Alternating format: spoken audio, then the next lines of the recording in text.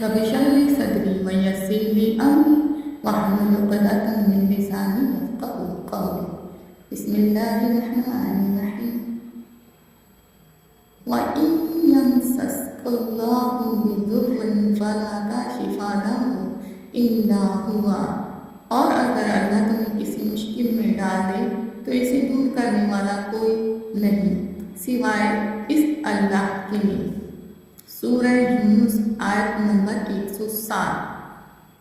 امن یجیب المضطر اذا دعاه ویکشف السوء ویجعلکم خلفاء الارض اإلہ مع اللہ قلیلا ما تذکرون۔ سورہ نمل آیت نمبر 62۔ بھلا کون ہے جو بے کس کی پکار سنتا ہے جب وہ پکارتا ہے، اور اس کی تکلیف کو وہ کون دور کرتا ہے، اور تمہیں زمین پر خلیفہ بناتا ہے؟ کیا اس اللہ کے ساتھ اور بھی کوئی ایسا کر سکتا ہے یا الہ ہے؟ تم بہت کم نصیحت حاصل کرتے ہو۔ واضح ہو کہ اللہ کے علاوہ کوئی مشکل کشا نہیں، کوئی کسی کے کام آنے والا نہیں۔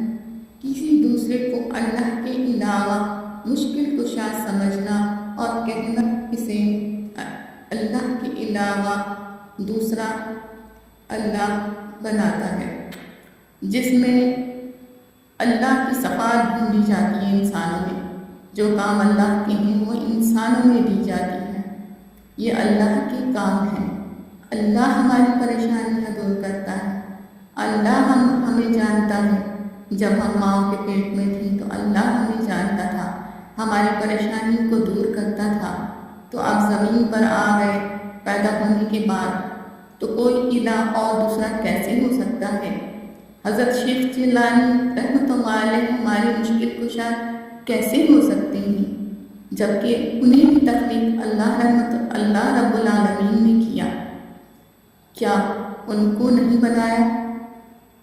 پھر ہم بندوں میں اللہ کی صفات کیوں ڈھونڈتے ہیں کہ یہ کام بندوں کا ہے؟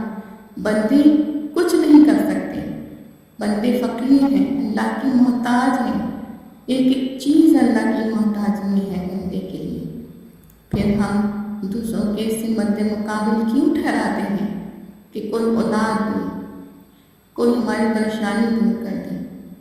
ہاں، اسباب کے ساتھ ایک دوسرے سے تعاون ضروری ہے۔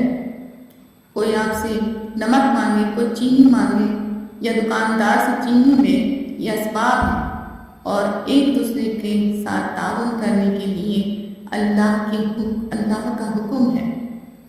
اور کسی غیر اللہ کو درخت ہو، چاہے وہ سانپ ہو، چاہے وہ پانی، ہر دنیا کی کوئی بھی چیز، حتیٰ کہ انسان، جنات کو بھی نہیں پکارا جا سکتا۔ اگر ہم قرآن کا ترجمہ پڑھ لینا تو ہماری آنکھیں کھل جائیں کہ ہمارے رب نے ہمیں کیا پیغام بھیجا ہے۔